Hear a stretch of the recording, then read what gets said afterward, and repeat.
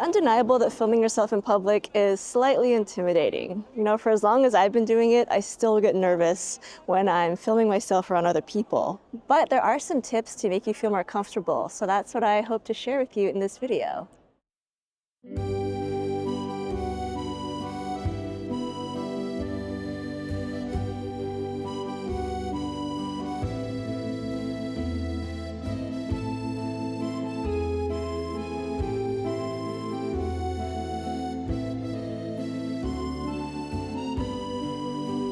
My first tip for filming yourself in public is to do it in a place that feels safe. You definitely want to scout it out, make sure that there are no sketchy people around, make sure that you feel comfortable because you are going to be filming on a camera. And my next tip will be related to what kind of camera, but having that camera out can attract some unwanted attention. So just do it somewhere that feels safe. Right now I'm in a pretty touristy area and there are plenty of people around me with cameras, so I feel pretty comfortable, setting up and filming. Although I am still, not far away from my camera, I'm still keeping an eye on my things so that I'm not too far away. But I feel like this is a relatively safe public place where filming on a camera doesn't feel threatening. Tip number 2 is to film with a smaller, more discreet camera. This helps you not only feel less self-conscious, but it also makes you feel safer because it won't attract as much attention. In fact, if you're using a small enough camera, people won't even know that you're filming. So I like to use the DJI Osmo Pocket 3. That is by far my favorite camera to use for pretty much everything, for cinematic filming as well as to film myself whenever I'm talking to the camera like I am right now. It is so small, and most people really have no idea that I'm filming. And the other camera that I use a lot is my smartphone, which I have tethered to me now that I'm traveling.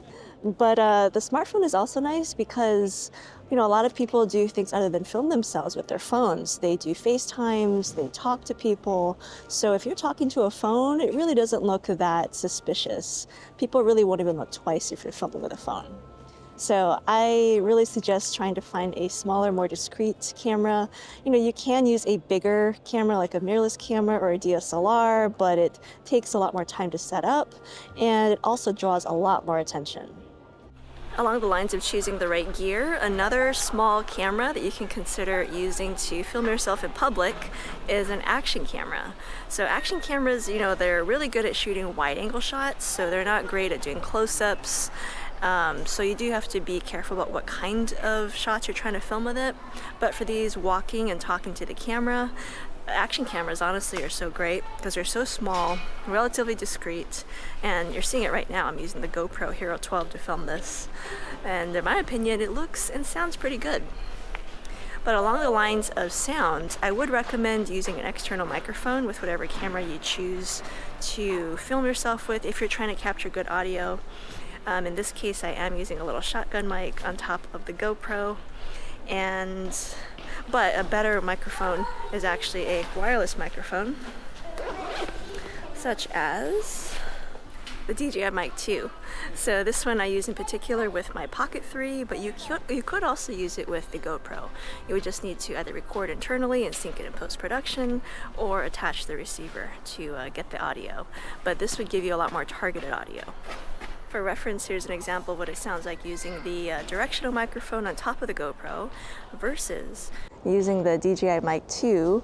So this is what it would sound like recording to this microphone. You can probably hear that the audio just sounds more targeted, it's cleaner, and it does take a little bit more work in post-production, but this could be an option if you're in a really noisy environment. Another benefit of using a wireless mic like this is that I can be further away from the camera, which is even more discreet because I could plant it somewhere and be filming myself, talking, and the average person passing by might think I'm a little crazy for talking to myself, but they wouldn't see this camera that I'm staring at, so it would be a little bit more discreet. My third tip for filming yourself in public is to be respectful. So to do it in a place that is legal. It probably will depend on where exactly you're filming, but in the US, you can legally film or take photos in public places. But if you're in private places, you often need permission. And so I admit that I kind of bend the rules here. Like if I'm just gonna take a really quick shot inside of a private area, a lot of times I'll just do it, especially if it's just of myself. But if you're going to film a like full-on production somewhere that's in a private area and had people in it, then you definitely should get permission first. And speaking of getting other people in your shot, you definitely want to make sure that you're not getting too many strangers, or if someone does ask you to come up and stop filming them, then definitely stop.